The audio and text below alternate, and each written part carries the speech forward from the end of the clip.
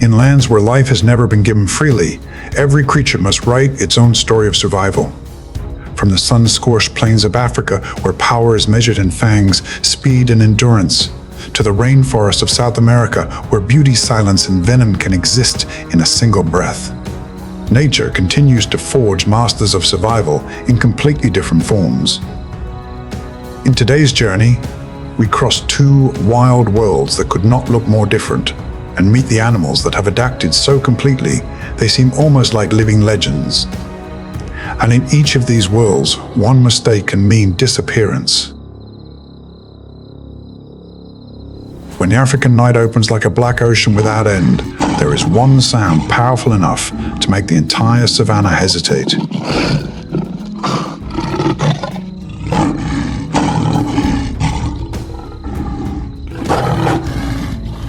It is not the pounding of hooves,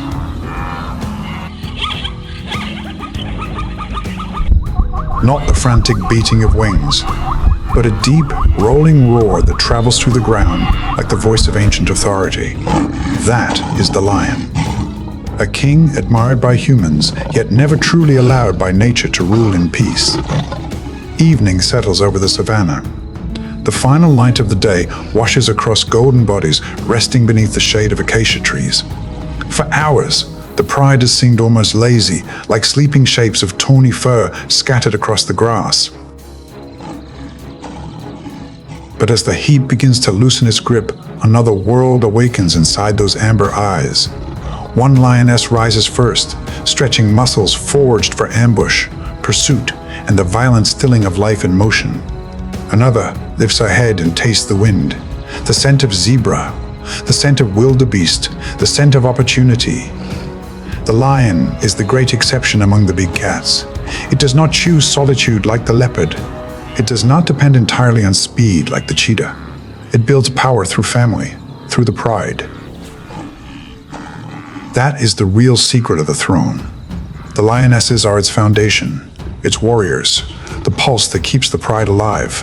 They hunt, spread out, coordinate, cut off escape routes, and turn open grassland into a trap no prey can see, until it is too late. From a distance, a lion hunt looks explosive, almost sudden. But behind that violence lies countless nights of practice, countless failures, and countless empty stomachs that taught them to be sharper, quieter, and more precise. A short distance away, the dominant male lies apart from the females, a dark maned shadow against the glowing grass. His presence is a warning. His territory belongs to someone. But being king has never meant being safe.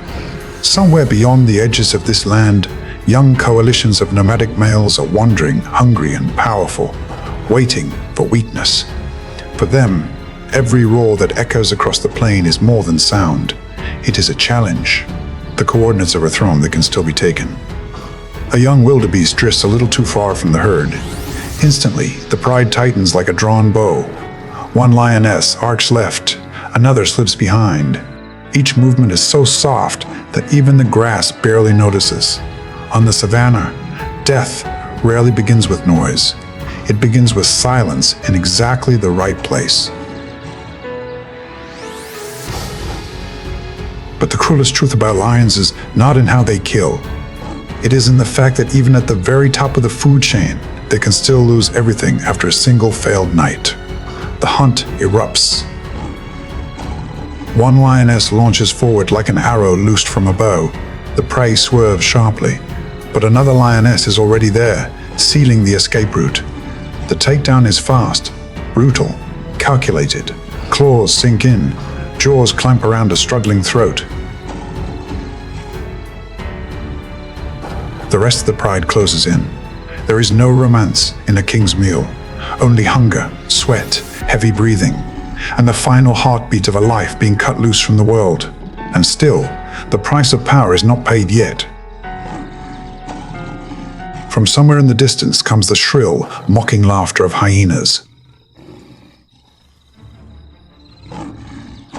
They have smelled blood. If the pride is tired, if their numbers are too thin, the carcass can become the center of another battle entirely. And there is an even darker truth inside lion society itself. When new males take over a pride, they often kill the cubs of the previous rulers.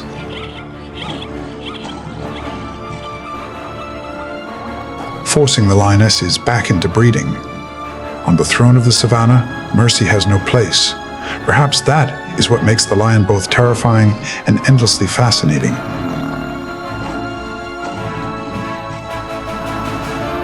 It is not the invincible king of fairy tales. It is a ruler, forced to prove, every single day, that it still deserves to remain on the throne. Every roar that tears through the African night is not only a warning to others, it is also a bitter declaration to fate itself.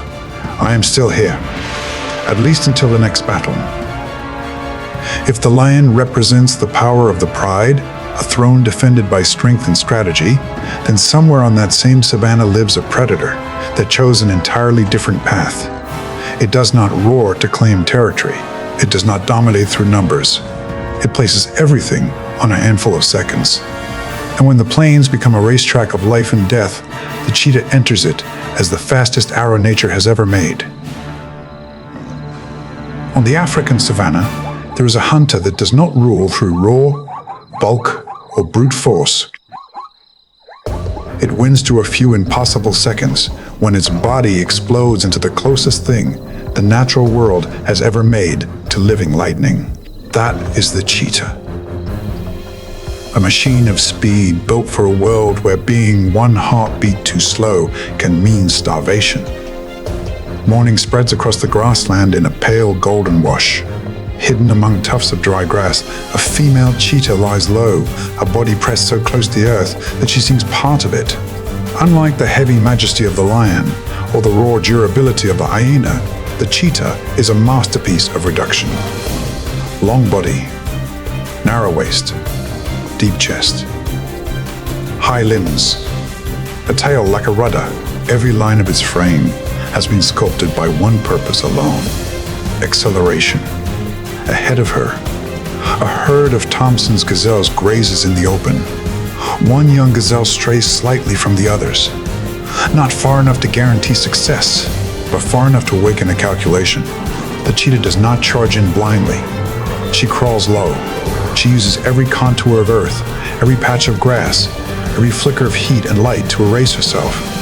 She is not as strong as a lion in a prolonged struggle.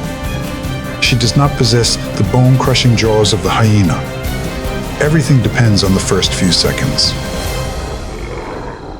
The cheetah is one of the savanna's most beautiful contradictions. It is speed itself, but fragile. It can unleash bursts so extraordinary that few prey animals can match them, but only for a short time. Its body is not designed for long endurance or heavy combat. After the sprint, it must gasp for air, heart pounding, chest heaving, standing exposed on the open plain. And that is exactly when it becomes most vulnerable to scavengers and thieves. For a mother cheetah, the burden is even heavier. Her cubs are born into a world with almost no margin for innocence. Lions, hyenas, and eagles all can turn a cheetah's motherhood into tragedy. So every successful hunt is not simply food. It is time bought back from death. Time for her cubs to grow strong enough to run on their own. But the most ruthless truth about the cheetah is this: even if it is the fastest animal on the savanna, speed alone still does not guarantee victory. The distance closes. Suddenly, the cheetah erupts from the grass. In an instant, the plain is split open by a streak of gold and black racing through the morning light. Dust trails behind her in a white burst. Her tail lashes sharply, steering through every desperate turn. The gazelle bolts in panic, hooves barely touching the earth. But the cheetah is faster. She's not merely chasing. She's solving movement itself, cutting angles, predicting escape lines, turning speed into geometry. The impact comes at near impossible velocity. The gazelle stumbles, flips, loses balance. The cheetah pins it, closing her jaws around its throat. The race ends. But the victory is never truly secure. While the cheetah is still struggling to breathe, other eyes may already be watching. A pair of hyenas may appear over the horizon. A lioness passing through may be enough to steal the kill entirely. This is the tragedy that makes the cheetah one of Africa's most dazzling yet most vulnerable predators. It cannot defend its prize through overwhelming force. It must win fast, eat fast, and leave fast. Everything in its life is compressed into urgency. When we watch a cheetah standing over a hard-earned kill, chest rising and falling after the sprint, we're not only looking at the fastest land predator on Earth, we're looking at the price of specialization. Nature gave it one of the most astonishing gifts in the animal kingdom, speed, but took away almost every other advantage in return. And that is why every cheetah sprint carries a strange beauty, the beauty of a creature that knows it has very few chances to get everything exactly right before the world comes rushing in to take it away. But not every hunt on the African plain is decided in a burst of impossible speed. Some predators do not need to be the fastest to win, because their true power lies in endurance, coordination, and the patience to wear life down to its breaking point. And when the last light drains from the savannah and eerie laughter rises in the dark, the army of persistence arrives, the hyena. Hyenas against lions, the never-ending war between two empires of the savannah. Across the African savannah, some hunts end in seconds. Some lives are decided in a single violent instant. But there is another war that stretches across years, across generations, a war that never truly closes, no matter how well each side knows the other. It is the conflict between hyenas and lions, two predator powers alike in hunger, yet utterly different in the way they enforce power. One is the symbol of the throne. The other is an army built on endurance, and between them, every carcass can become a battlefield. Night has only just fallen, and the smell of blood is already spreading over the grassland. A pride of lionesses has brought down a wildebeest after a sudden, explosive hunt. Cubs linger behind them. A male lion is nearby, not yet feeding, but his mere presence makes the atmosphere heavier. In the world of lions, prey is not only food, it is reward, fuel, and proof of power. But at the edge of the darkness, other eyes have already lit up. The hyenas are coming, not with haste, not loudly at first, but like a gray-brown tide thickening from the shadows beyond the grass. They smell blood from far away. They heard the struggle. They know that where there is a carcass, there is opportunity. And to a hyena, opportunity is not something to admire. It is something to test to the limit. Humans have long preferred a simple version of this story. Lions are kings, hyenas are dirty thieves. But nature has little interest in such easy summaries. The truth is far more complex. Hyenas do not merely steal, they are exceptional hunters. Lions do not merely rule. They also steal from hyenas when they can. Each side is rival, threat, and mirror to the other, reflecting a different form of power across the same land. A large hyena clan can overpower a few lionesses, especially when numbers are high. Determination is fierce, and the carcass is valuable enough. They crush bone, tolerate pain well, move with relentless stamina, and coordinate efficiently. Lions, on the other hand, possess more devastating direct force, greater ability to kill quickly, and if a full-grown male is present, the balance can shift almost instantly. That is why every meeting between them at a carcass becomes a calculation of numbers, nerve, and timing. And the most terrifying moment in this conflict is not when one side roars or the other breaks into that eerie laughter. It is when both sides understand that tonight neither will retreat before blood meet. And status is settled by violence. The hyenas laugh first, sharp, clipped, like thorns thrown into the dark. The lions answer with a deep roar that can strike through the chest of every creature listening. Then the gap closes. The hyenas do not rush blindly. They circle, test responses, press on the nerves of their enemies with numbers.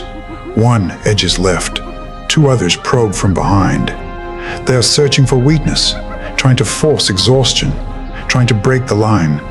The lionesses rise around the carcass, ears flattened, lips peeled back to reveal their teeth. They know this enemy is not like wildebeest or zebra. Hyenas do not frighten easily with a few warning displays. They will return, try again, remain as patient as hunger itself. A sudden lunge erupts. One hyena dodges in time. Another is clipped across the shoulder by claws. Roars, laughter, pain shrieks, and the smell of blood begin to fuse into one primitive storm. If no male lion is present, the battle can drag on, bitter and exhausting. Lionesses, though powerful, must also protect cubs, guard the kill, and weigh the cost of injury. The hyenas tighten pressure little by little through sheer numbers. They bite, withdraw, harass, and grind at resistance. But the moment a large male lion arrives, the equation can reverse. His size, power, and presence can turn an advancing force into one that suddenly yields ground. It is a dispute over who has the right to exist at the top of the food chain. Who eats first? Who waits? Who controls the fear of others? Yet the most fascinating truth is that neither side can erase the other. Lions cannot wipe hyenas from the savannah. Hyenas cannot permanently steal the lion's throne. Both are forced to coexist in a feud without end, each threatening the other while sharpening the other's edge. At the ecosystem level, both are essential. Lions regulate large herbivore populations and shape behavior across wide hunting grounds. Hyenas hunt, steal, scavenge, and consume almost every remaining scrap of a carcass. One is a blade, the other is a millstone. Together they keep the savannah functioning according to a logic that is brutal but effective. By the time the night deepens, the carcass will have been torn down. Whether it remains mostly with the lions, is partly stolen by the hyenas, or is divided by the physical limits of both sides. But by morning, the war is still not over. It will happen again at another riverbank, another kill, another dry season. Because on the African grasslands, power never belongs to a single roar or a single laugh. It belongs to whoever is still hungry enough, stubborn enough, and violent enough to return to the battlefield one more time. Step away from the open plains and into the rainforests of South America, and the rules of danger change instantly. Here, death does not always arrive in visible pursuit. It drifts through leaves, clings to bark, and waits in silence so complete that sometimes only a pair of eyes reveals it at all. In this green labyrinth, the margay is a small ghost, almost born from the darkness itself. As the forest begins to sink into the blue-green light of dusk, a spotted body appears on a branch high above the ground. It is so light that the branch barely moves. This is the margay, one of the rainforest's greatest climbing specialists. Unlike many big cats that belong mostly to the forest floor, the margay is a creature of the upper world. Its body is designed for height, flexible limbs, gripping paws, a long balancing tail, and ankle joints capable of remarkable rotation that allow it to descend tree trunks in ways that seem to defy common sense. The margay does not need display. In a dense rainforest, the true winner is not the largest predator, but the one that can vanish most completely. A sleeping bird does not know that only a few feet away, in the darkness of the leaves, a hunter's large round eyes are fixed on it. A squirrel leaps too carelessly. A tiny opening appears between two branches. For the margay, that is enough. Up in the canopy, safety and death are separated by only the smallest mistakes. One misjudged leap, one failed grip, one branch too slick. Yet the margay does not merely survive up here. It belongs here, It crosses branches as if walking along private bridges suspended above the forest, moving through a vertical world that many predators can only look up at. But what truly turns the margay into legend is not how high it climbs. It is that, in the darkness of the rainforest, it can hunt in a world most predators were never meant to master. A slight movement flashes through a cluster of leaves. Instantly, the margay lowers itself against the branch, every muscle freezing into total concentration. Then it springs. Not with the brute violence of a jaguar, not with the crushing power of a larger cat, but with speed, precision, and total control. The strike takes place above the forest floor, in a world of swaying branches where even a small sound can shatter the silence. The margay is proof that the rainforest has kings of its own. It is just that their thrones are not set on the ground. They hang between branches, suspended high in the canopy, where only the truly adapted can rule. And when night deepens, and the margay melts back into leaf and shadow, it is as though the forest has closed itself around one more secret only silence was worthy of keeping. In the rainforest, not every empire is built with claws, teeth, or venom.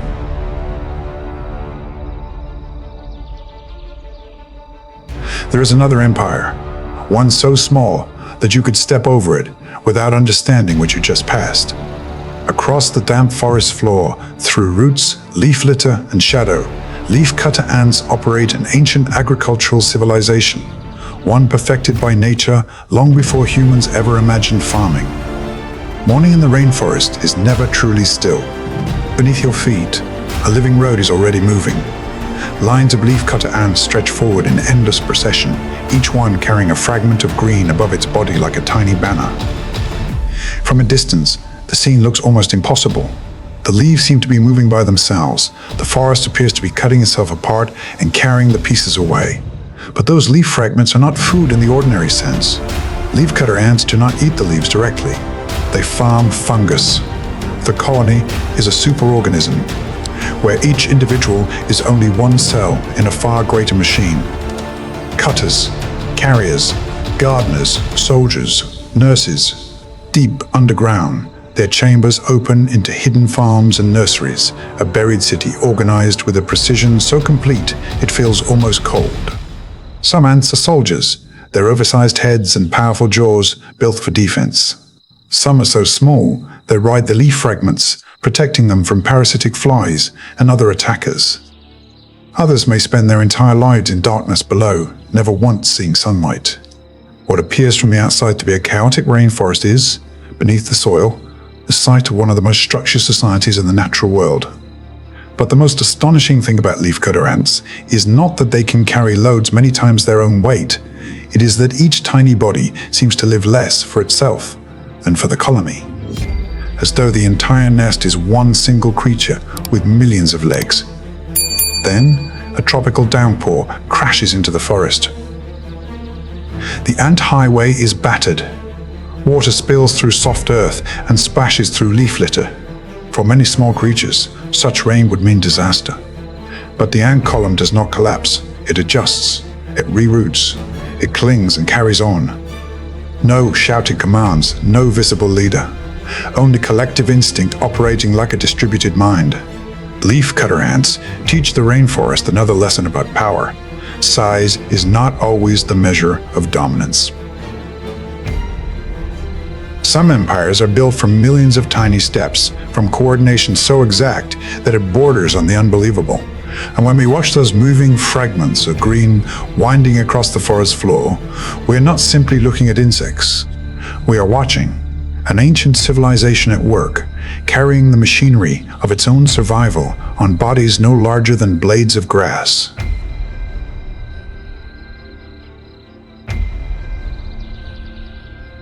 Before the sun fully reaches the highest leaves, the Colombian rainforest already has its own voice. It is not birdsong, not running water, but a deep, resonant call that seems to rise from the chest of the forest itself. That is the howl of the red howler monkey, one of the most haunting and commanding territorial calls in the world of primates. High above the ground, where the first sunlight breaks into shafts through the canopy, a group of red howlers sits along thick branches. Their fur glows reddish-brown in the humid morning light. Their faces seem ancient, almost solemn. But when the dominant male tilts his head back and begins to call, the atmosphere changes. The sound does not merely travel, it rolls, it vibrates. It moves across treetops and valleys of foliage, reaching other groups far beyond visible range. Red howler monkeys are not the most acrobatic primates in the forest. They move more slowly than many of their relatives, spending much of their time feeding on leaves, resting, and conserving energy. But there is nothing weak about that pace. Life in the canopy is a delicate balance of food, territory, and safety. Not every contest requires teeth or blood. Sometimes a voice is enough to say, "This place is already taken." Beneath their quiet exterior, howlers also play an important role in the forest.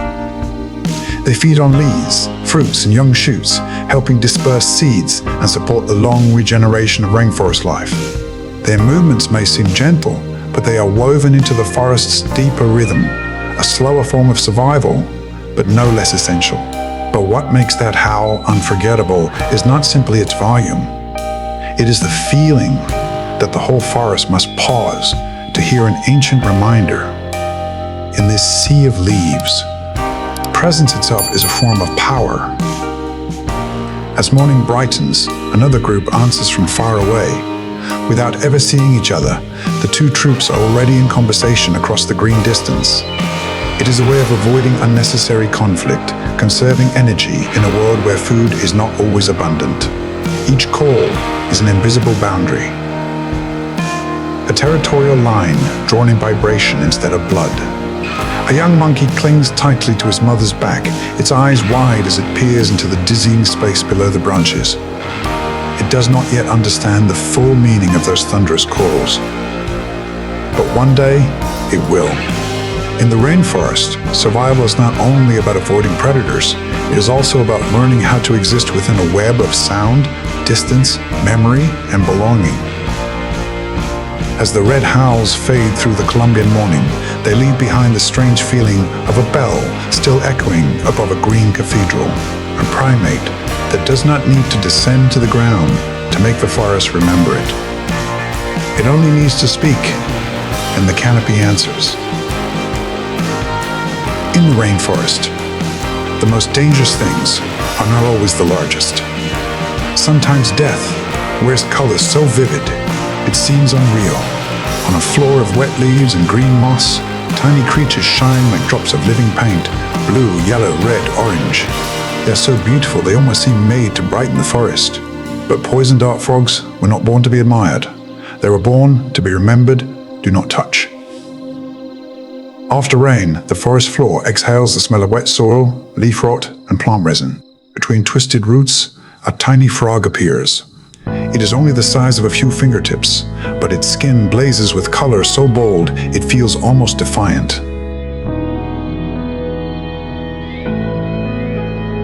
In nature, bright colors are rarely innocence. They are warnings, a language written directly onto the body. Poison dart frogs do not run fast.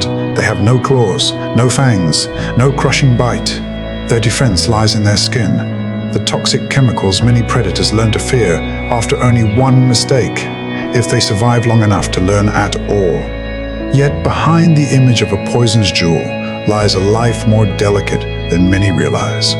These frogs depend on humidity, on rainfall cycles, on microhabitats so finely balanced that even slight change can unravel them. Some poison dart frog species show extraordinary parental care. A mother or father may carry tadpoles on his back, climbing slippery bark and wet stems to deliver them to small pools trapped inside leaves or tree cavities. For a creature so tiny, that journey is the equivalent of crossing a vast and dangerous world. But what makes poison dart frogs truly astonishing is not merely the toxin on their skin. It is the fact that a creature so small can force the entire forest to respect distance. A small snake glides over the leaf litter, tongue flicking, testing the air. It notices movement. A bright body lands on a wet leaf. For a moment, the encounter looks easy to predict. But the rainforest never respects appearances. Young predators can pay dearly for underestimating beauty. And through such hard lessons, the forest learns to read color like a language. The poison dart frog proves that power in nature does not always belong to size. Some warnings are written in brightness. Some fortresses are built from chemistry. Some of the smallest creatures in the forest become among its most unforgettable symbols. And when the last raindrop slips from a leaf and the little frog vanishes once more into the wet green darkness, the forest closes around another radiant secret. A secret so beautiful it invites touch, and for that reason becomes all the more dangerous.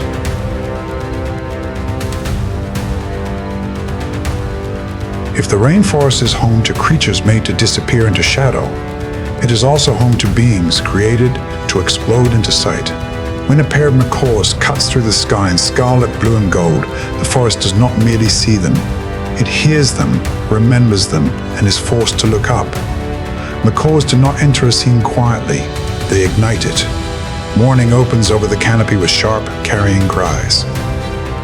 In the distance, two flashes of color appear, growing larger until they become long-bodied parrots with sweeping tails, trailing behind them like ribbons. They arc through openings in the forest roof, then land high on a branch. Sunlight brushes their feathers, turning every movement into something almost ceremonial. Macaws are not only beautiful, they are powerful. Their curved beaks are strong enough to crack hard nuts and seeds that few other animals can open. In doing so, they become crucial seed dispersers, carrying the future of the forest in their feeding journeys. In a rainforest where everything is connected, even the beating of a macaw's wings may be part of the machinery of regeneration. Amid the density of the canopy, macaws also stand out for another reason: bond. Many pairs remain together for years, flying side by side, calling to one another across vast stretches of forest. In all their brightness, there is something deeper than display, something that feels almost like loyalty, written in feather and flight. But behind the magnificence of the macaw lies a fragile truth. To keep flying in such brilliance, they need a forest still large enough to answer their calls. At midday, a flock descends toward an exposed clay lick along a riverbank. They gather carefully, restless, alert, lifting their heads again and again. It is a place both necessary and dangerous. Here they take in minerals to help offset compounds in their diet. But any opening in the rainforest is also a place where other eyes may be watching. A large eagle may pass overhead. A snake may wait near a nesting cavity. And beyond the forest, a greater threat remains: the loss of old trees, of nesting sites, of connected corridors through which these birds once traveled freely. A species so beautiful that humans fall in love with it, and yet that same fascination often becomes part of its danger.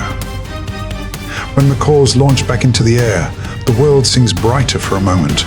They are the rainforest speaking in color. A reminder that nature does not only create terror and stealth, it also creates beauty so bold that it feels almost impossible. And perhaps that is why every time a flock of macaws crosses the sky, the forest itself seems to remember that life can also take the form of celebration.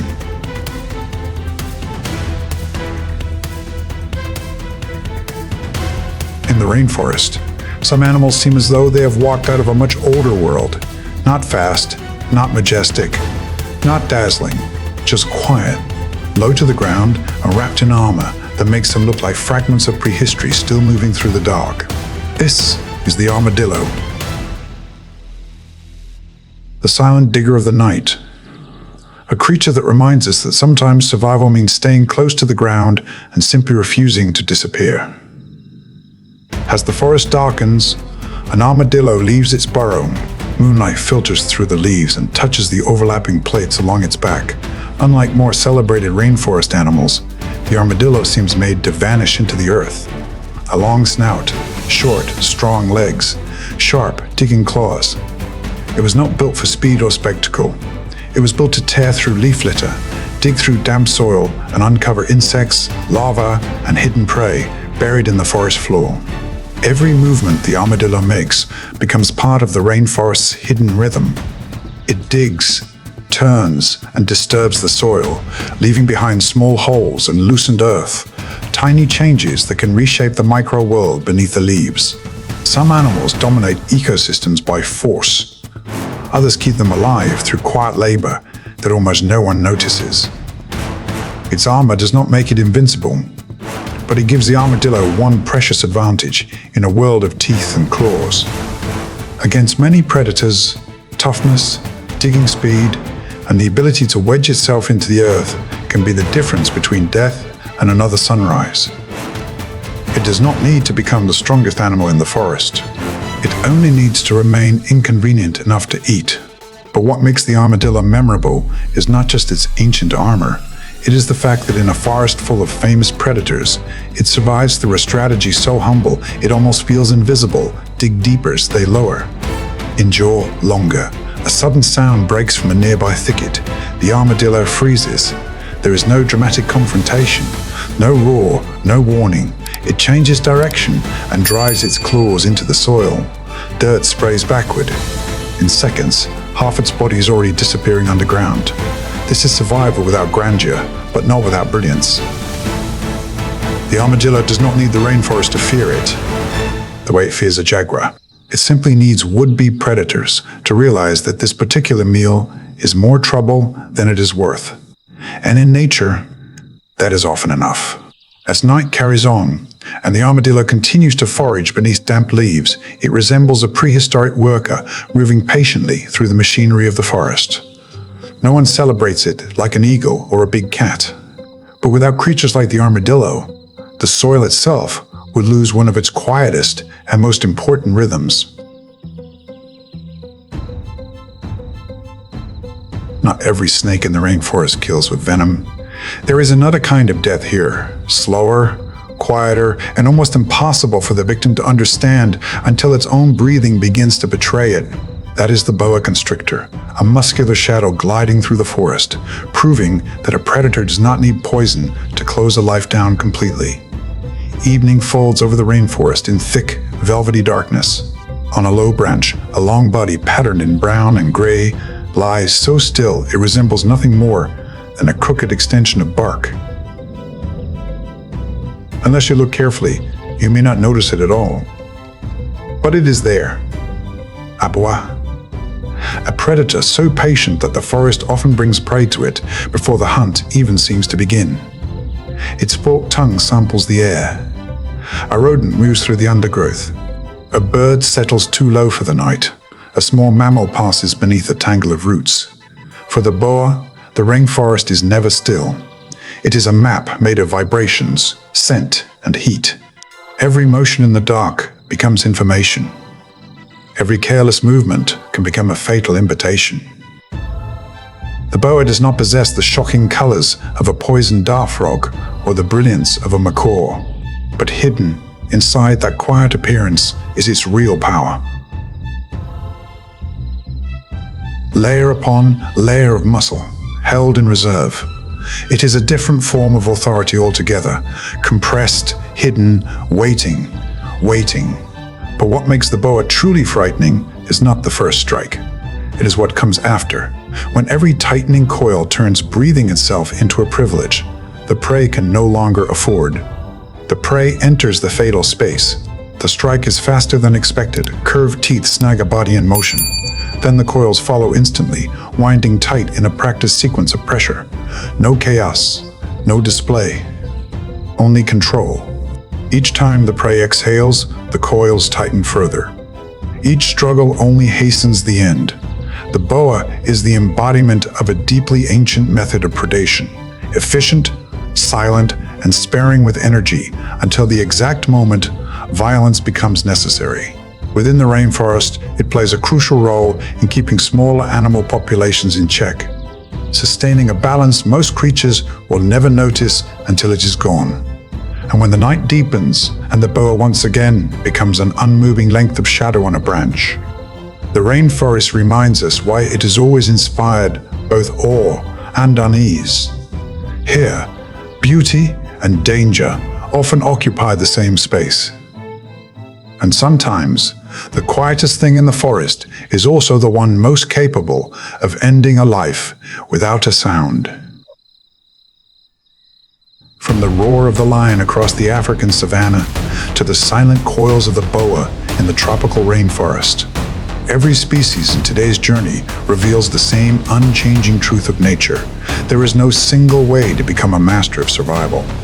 Some rule through strength, some through speed, some through collective intelligence, some through warning colors, and some through patience alone. But whether beneath the open skies of Africa or inside the green labyrinth of the rainforest, all are bound by the same ancient law: adapt, endure, or disappear. And perhaps that is what makes the wild so much more than a place of cruelty. It is also the place where evolution has written some of the most astonishing masterpieces on Earth. If you want to keep exploring the brutal, mysterious, and cinematic survival stories of the wild, don't forget to subscribe, turn on notifications, and join us for the next journey. Because out there, in lands where nature is still telling its own story, countless secrets are still waiting to be revealed.